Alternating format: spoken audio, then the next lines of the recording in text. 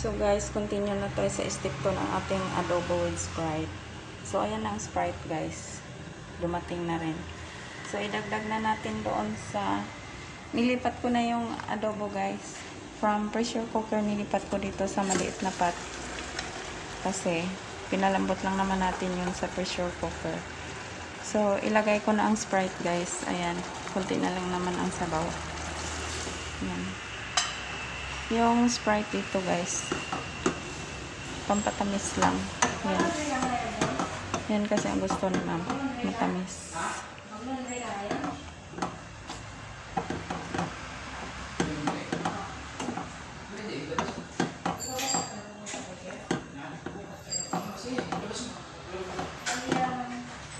So yan guys. Andyan na. Bali, pakuluin na lang to guys. Kaya mo lang tutapsa pang may pera, wala nang pera. Mga few minutes patayin na natin. So, takpan ko lang muna guys.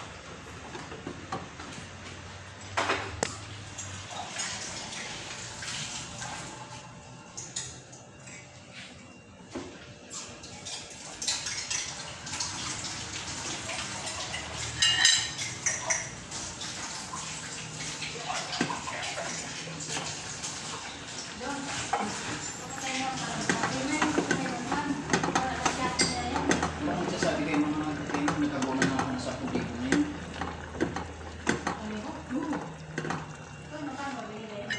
Wala naman binigay na. Pakakita mo ba binigay? Hindi ba nag-video ko kanina? Hindi ko naman pwede pa. Hindi ko lang pwede sa ganyan. Ano ka lang nag-video mo? Sinabi ko nga sa'yo, wala binigay. Ngayon na kayo mga kandito kung Shopee, Huwag mong papakalman nyo kayo ng Kaya Shopee. na, wala eh. Wala na yung pera dito. Tayo mo na si Ma'am. Tayo mo na lang mag-ising rooms. Hindi tayo ng gabi, di ba? Tayo mo na si Ma'am.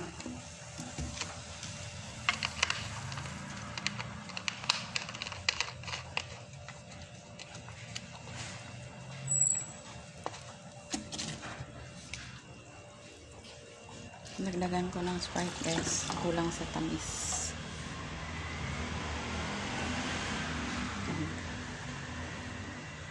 Yan ang gusto naman.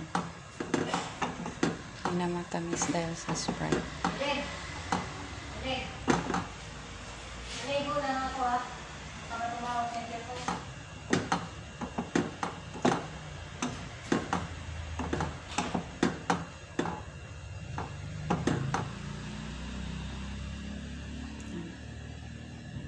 Tikman natin ang uli guys.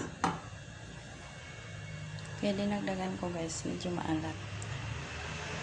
Gusto kasi ng dalaga, maitim na maitim ang sabaw. So,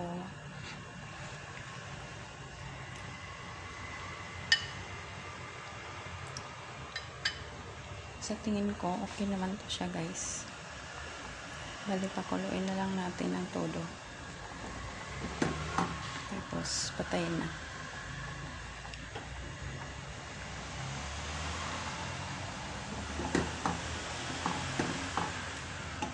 So, ayan guys. Okay na ang timpla ng ating adobo. So, hintayin ko na lang na mag-dry up ng kundi guys. Tapos, ilagay na to sa loob para isa. Thank you so much guys for watching.